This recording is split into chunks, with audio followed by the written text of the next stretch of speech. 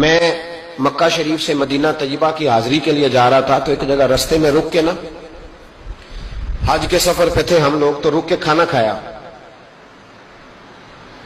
تو کھانا اتنا اچھا تھا کہ میں نے کہا کہ ایک روٹی اور منگاؤ۔ کھانا کھا چکے، بل دینے کے لیے جب کاؤنٹر پہ ایک شخص پہنچا ہم میں سے، اس نے اس کو کہا کہ پیسے رکھ لو۔ کہنے لگا پیسے ہو گئے تمہارے۔ میں نے کہا کہ پیسے ہو گئے؟ کیا مطلب پیسے ہو گئے؟ ہم تو یہ 4-5 لوگ ہیں ایک گاڑی کے مسافر، تو یہی بیٹھے ہیں، تو پیسے کون دے گیا؟ تو کہنے لگے صبح ایک شخص آتا ہے اور وہ پیسے دے جاتا ہے، کہتا ہے نہ صدقہ ہے نہ خیرات ہے، یہ ایک تحفہ ہے، بس جو میرے نبی کے شہر جاتا رستے میں مسافر ٹھہرے اسے میری طرف سے کھانا کھلا دینا۔ میرا دل چاہا کہ میں اس کے لیے دعا کروں کہ اس کا جذبہ، محبوب سے محبت، غلامی۔ میں نے کہا نام بتا دے۔ تو کہنے لگے، وہ شخص کہنے لگا، پاکستانی تھا، کہنے لگا اللہ کی قسم ہمیں بھی نام کا نہیں پتا۔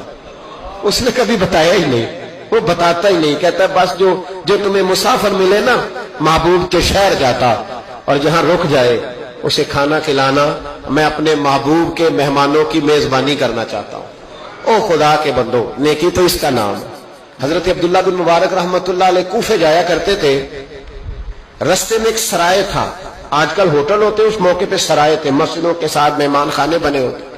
وہاں ایک نوجوان بڑا غریب تھا، اس کا شوق تھا لوگوں کی خدمت کرنا۔ آپ جاتے تو وہ نوجوان رستے میں ملتا، آپ کی خدمت کرتا، پانی لا کے دیتا، پانی بھر کے رکھتا، وضو کراتا، خدمت کرتا۔ اکثر آپ علماء سے ملنے جاتے، علماء کوفہ سے یا کسی اور سفر پہ، تو اس رستے گزرتے، نوجوان بڑا اچھا لگتا۔ ایک دن آپ تشریف لائے، نوجوان وہاں نہیں تھا۔ آپ نے لوگوں سے پوچھا وہ کہاں ہے؟ کہنے لگے حضور غریب تھا، قرضہ بڑا چڑھ گیا، کسی نے مقدمہ کر دیا ہے، کوتوالے شہر گرفتار کر کے لے گیا ہے اور وہ بڑا ہی پریشان ہے، جس کے پیسے دینے ہیں وہ بڑا سخت ہے، اس نے اسے بڑا تکلیف میں رکھا ہے اور وہ عذاب میں۔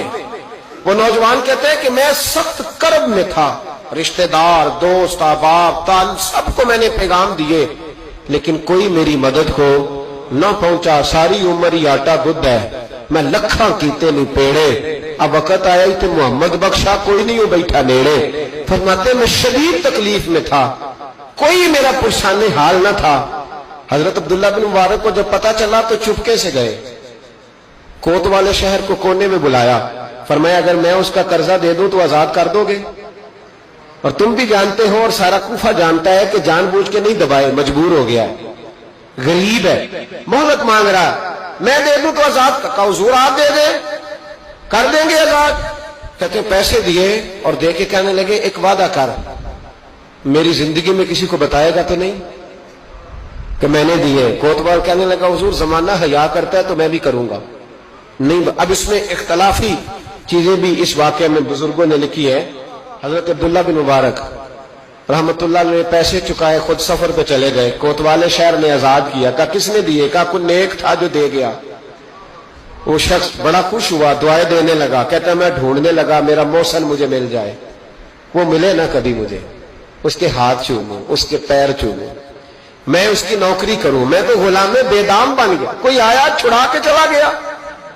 کہتا میں ڈھونڈنے لگا پر وہ ملتا ہی نہیں، بڑا ڈھونڈا، بڑا تلاش کیا۔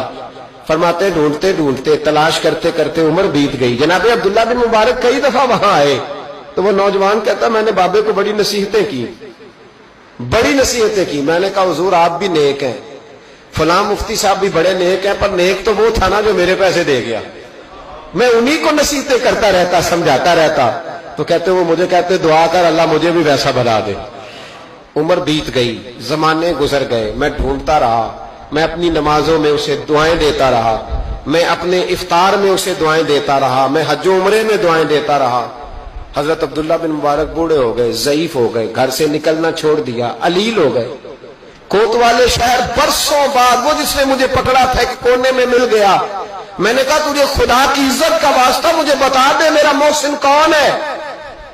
تو کہنے لگا اس نے مجھے کہا تھا زندگی میں نہ بتانا۔ میں کیسے بتا دوں؟ کہا تیری مہربانی، تو کسی طریقے سے مجھے بتا دے۔ کہتے ہیں وہ شخص کہنے لگا یار تو ان سے کئی بار ملا ہے، میں نے اکثر تمہیں اکٹھے بیٹھے دیکھا ہے، تمہیں نہیں پتا؟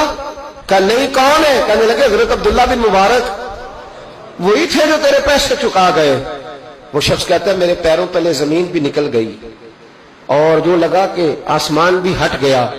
میں دوڑا, میں اسے ڈھونڈوں, کوئی بیٹھا ہوا مجھے دور دعا دیتا. میں ڈوبتا ہوں سمندر اچھال دیتا. ماتے ڈھونڈتا, سر پٹ دوڑتا. میں دروازے پہ پہنچا. جب میں دروازے پہ پہنچا تو میں نے رش دیکھا, کچھ لوگ گھر میں آ رہے تھے, کچھ جا رہے تھے. میں نے دوڑ کے ایک شخص سے کہا, میں نے کہا عبداللہ بن مبارک علیہ رحمہ کہاں ہے؟ کہنے لگا پردیسی کہاں سے آئے ہو؟ میں نے کوفے سے آیا ہوں اور اتنا بھاگا ہوں کہ پیروں سے نکلتا ہوا خون بھی مجھے روک نہیں سکا, دیکھو زخمی آیا ہوں. تو کہنے لگے بس تو 3 گھنٹے لیٹ ہوا ہے, بس 3 گھنٹے. آج صبح کی آذان جب پڑھی ہے نا مؤذن نے تو عبداللہ بن مبارک مسجد میں تھے, جماعت ہوئی تو نماز میں تھے, اور اشراق ہوئی تو نوافل میں تھے, اور پھر وہ گھر آئے ہیں. سر سجدے میں رکھ کے کلمہ پڑھا ہے تو روح پرواز کر گئی ہے. آج ہی وہ شخص کہتا ہے میں دوڑ کے گیا اور میں قدموں میں بیٹھا. میں غریب تھا, غریب کا بیٹا, غریب کا پوتا, غریب کا بھائی, غریب تھا.